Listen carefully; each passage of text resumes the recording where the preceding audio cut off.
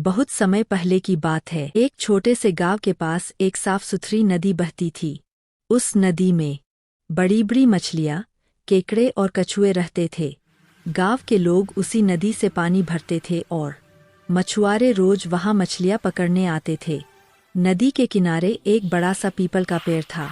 उस पेड़ पर कई तरह के पक्षी रहते थे, तोते, मैना, गौरिया और कौए। उन्हीं में से एक कौवा बहुत चतुर था, लेकिन उसमें एक बड़ी कमी थी, वह बहुत लालची था। उसे जितना भी मिल जाए वह उससे कभी संतुष्ट नहीं होता था। रोज वह नदी किनारे बैठकर मछुआरों को देखता।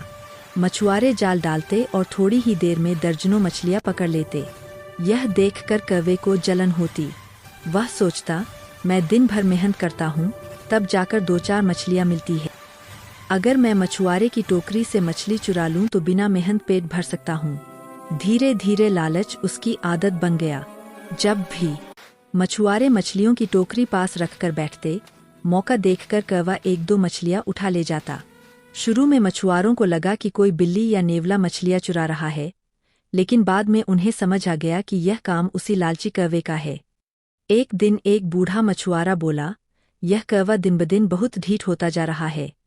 अगर इसे सबक न सिखाया गया तो यह कभी नहीं सुधरेगा। उसने सोचा कि कौवे को उसी के लालच के जाल में फंसाना ही सही रहेगा। अगले दिन वह मछुआरा हमेशा की तरह नदी किनारे आया।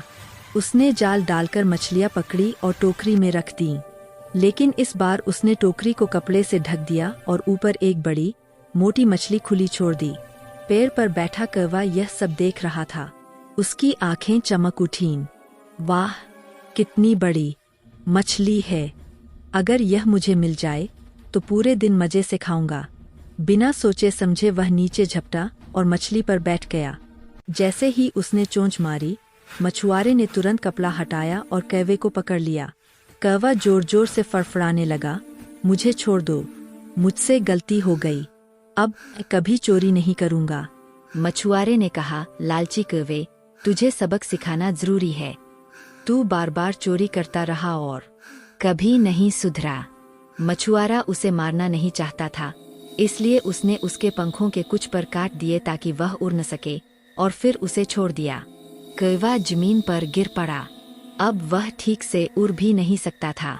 बाकी पक्षी उसकी हालत देखकर दुखी हुए, लेकिन बोले, हमने तुम्हें पहले ही चेताया था कि चोरी बुरी बात है, मगर तुमने हमारी एक न सुनी।